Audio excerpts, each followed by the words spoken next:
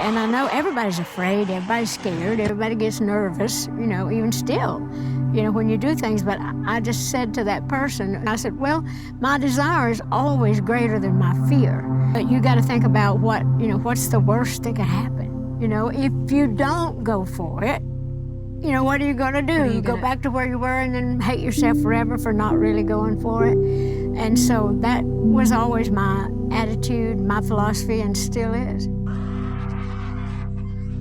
I just had the faith that I knew who I was. I felt I knew what God had in mind for me. At least I had to give him the respect for me to be praying for what I wanted and believing that he was going to help me with that. And I felt like that my talent was God-given, and I had to work on it. I did know Michael. I did not know Whitney that well.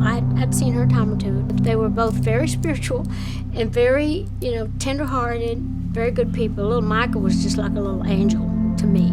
And it's just like when Whitney died, and when they lifted her coffin up and they started singing that, I Will Always Love You. Talk about it, overwhelming. I hadn't cried up to that. I hated that she was dead, and my heart was heavy, and you'd hear all the stuff, and you knew it. But it was only when, they lifted her up, and I knew that was so final, and thinking that I would forever be attached to her, connected to her because of that song.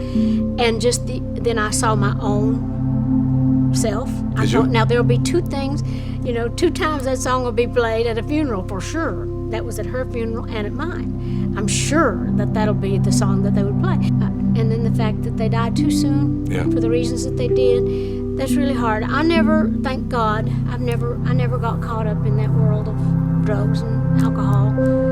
God always has been kind to give me good people in my life, to help me. And I've always looked at that as blessings that God gave me. You got to always be grateful. And that's why one of the reasons I stay humble, because I give it all back to God. It's not my doings. I work hard. But I really feel like that I have to stay humble. I need to stay humble. Everybody says, you're lucky. And there is a great amount of luck to that.